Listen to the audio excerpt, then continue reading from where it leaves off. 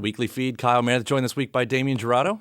Sir, welcome. Thank you. It's nice to have you. Thank you. You're back with this really nice new record, Brothers and Sisters of the Eternal Son. Thank you. Yeah.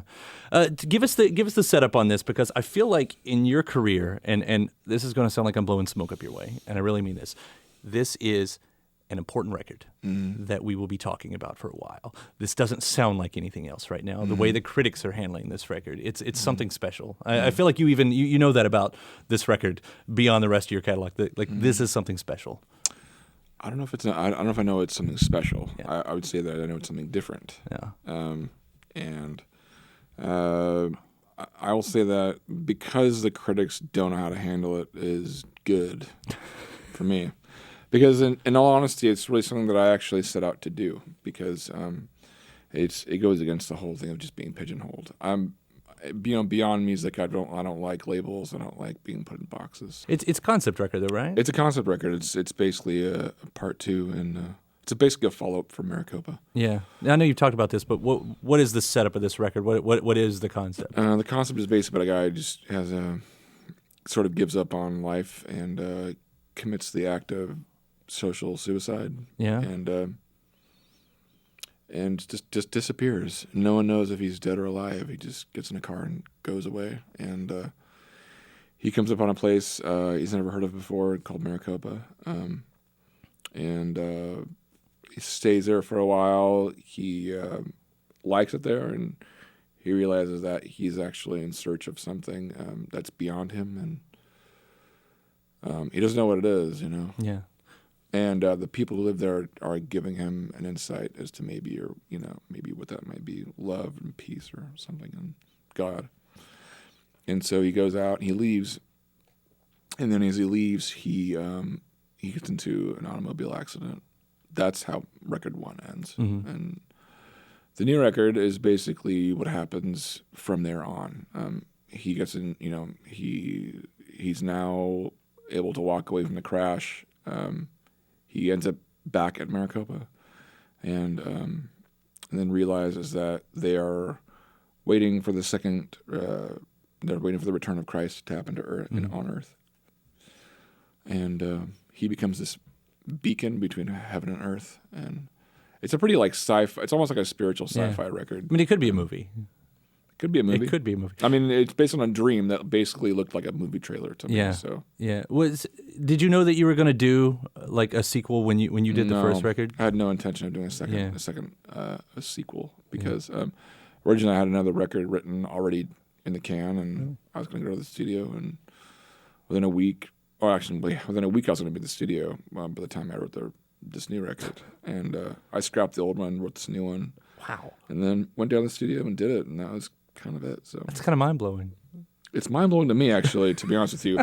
But it isn't that mind-blowing, to be honest. In some ways, it's not mind-blowing because I already knew the story. Sure. So the songs I just had to wait around, and I hope and pray that the songs, appeared fast enough. But the story to follow the storyline was pretty easy. So yeah.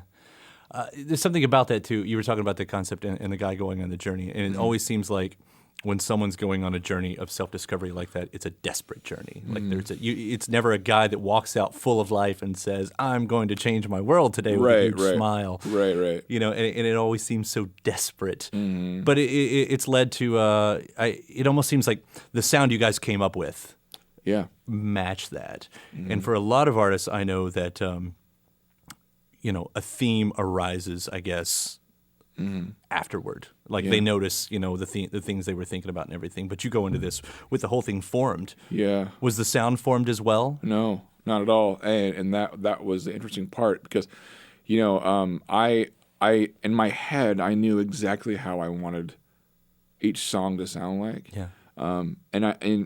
What gives that away is, I would say, the rhythm of each song. Like Silver Timothy, has a I don't know what kind of beat or feel it is, but it has the rhythm I'm playing on the guitar it's a very Latin, percussive rhythm. And so that was easy because in my mind that's what I was hearing. I was hearing Santana's Abraxas, in my mind. And Richard was a great person to work with because he picks up on that stuff so quickly. who played all the instruments on the record were played solely by him. You know, I only played a few things here and there, but to really see him catch on like quickly, like, oh, okay, I can hear by the rhythm of your guitar what you're going for, or, you know, by the pauses, you're gonna have this much, you know, ethereal sound in it, or you want it big and open, you know. Yeah. And we would do this without conversation. He would just catch on to it. Zone in on it. Yeah, and just do it, and that was pretty mind blowing. Yeah. I guess that answers a couple of questions to me, because at first it was like, you know, I'd read that you'd picked up painting again, something you used to do a long time ago, and that became a thing in the interim between the records. And this record plays like a painting. You know, so it almost became like, did the painting influence this? Did it bring out the sound? But from the sound of what you're saying, it had not so much maybe to do with that, but all to do with Richard. Yeah, it had a lot to do with Richard. I mean, it had a lot to do with, I think, my imagination and his just expertise on how to, you know, curate sound, I guess, if you will, or help me create this world. Yeah. Once you figured out it was going to be a concept record, I mean, you're familiar with other concept records that have happened in time. Did you ever base it on? Did you ever go back and say, use those as templates in any way? I mean, no, I did. I really wanted this record to be my own thing, you know, and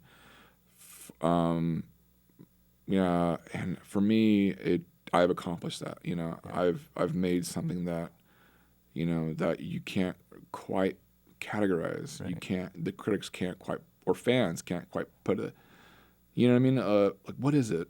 What is it about this record? What is that sound? You know, what style is that? And that's cool. I mean, that's what I was talking about with it actually being an important record. I think that's why it's important.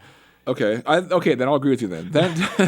I'm not asking you to call your record important. Otherwise, I don't know if it's that important. Yeah. But to me personally, I'll say that's important. That was my goal. You know, it's like, because in the beginning, you know, Richard was like, you know, you have these influences, you don't use them, let's use them. You know. Talk about a couple of the themes on this, because there are definitely religious themes going on, both with what, you know, the brothers and the sisters of the Eternal Son are happening. I know you're a man who knows a bit about the Bible. Sure. Was there ever a point where, you know, you're paralleling these stories? Because there are points in it where you say, that sounds like a story that I've heard from the Bible, that you said, well, let's rewrite it for that. Let me take that story and rewrite it for this. The only thing that I think that's biblical about this record is are things like resurrection is biblical. But there's no specific story that you honed in on and said, No. I really like that. Let's see how we can put that in here. No. I mean, really the only thing that I could think of is like things like resurrection, ascension, and the return. Right. That's really it. Those three things. Other than that, you know, other than that, I think a lot of it just comes from personal experience or experiences that I know of people that have gone through certain things like that. You know. So. Well, I know you talk about not liking to be pigeonholed, but that does always seem like a thing that, you know, critics, interviewers will point out.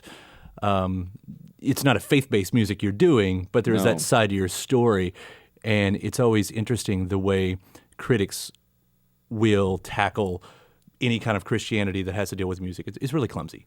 Sure. It's usually really clumsy. Sure, but that's not happening with this. That's been the surprising thing when I read about it. Yeah. They'll find that and they'll pick it out, but they don't treat it in the same way. No. I don't think any mainstream contemporary Christian audience would ever get into this record. If they did, I'd be awesome because I'd be pretty dang wealthy. Yeah, that's true. There's a lot of money in Christian music. Sure, but you know, I don't know. I don't want to. But I don't want to sound like you know, mean when I say that, but or anything else, or like sarcastic, because I think it has its place. Yeah.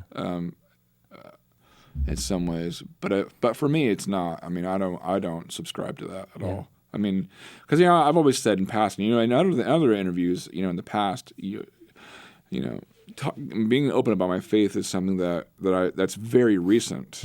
I mean, even a year ago, I wouldn't talk about it. Right. You know, what was the turnaround for you? I think just having a real intense awakening for me, and just being open about it. You know, and you know, it's a part of me. It's not, you know, for me, it's, you know, my faith isn't any different as, you know, like the color of my eyes. Sure. It's who I am. It's who I am. You know, I guess it's the type of music in the world that we live in like the rock and roll side of things. That's always been taken out, unless you're messing with Jesus Christ Superstar or something like that, where it's really, really obvious. Yeah, but I also think as a person of the Christian faith that I believe that God is in everything. So, I mean, if He created it, I think that He is in it, and I think that also He can use anything He wants. I mean, He could use a snowstorm or a rock on the ground or a guy with a guitar or whoever. He could use this camera if He wants to, or these lights. And, I mean, if He's the creator of all things and He's in all things, then He could use what He wants. And for me to just be, I don't know, I just want to serve Him. That's really it, through music and through my life. And it's not going to be perfect. The music's not going to be perfect, and I'm not going to be perfect by any means or shape, But and we should say, you're not the type of artist that's also on stage actually doing. You're not doing a sermon up there or anything. No, because that's not my place. That's not what I'm doing. My place is to just play music and love, and that's really it.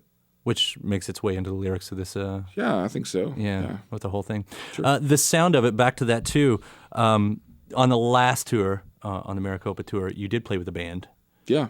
Did that have anything to do with the way this whole album was structured on the sound? Like I guess I'd call it experience. Once you and Richard started working on the sound of it.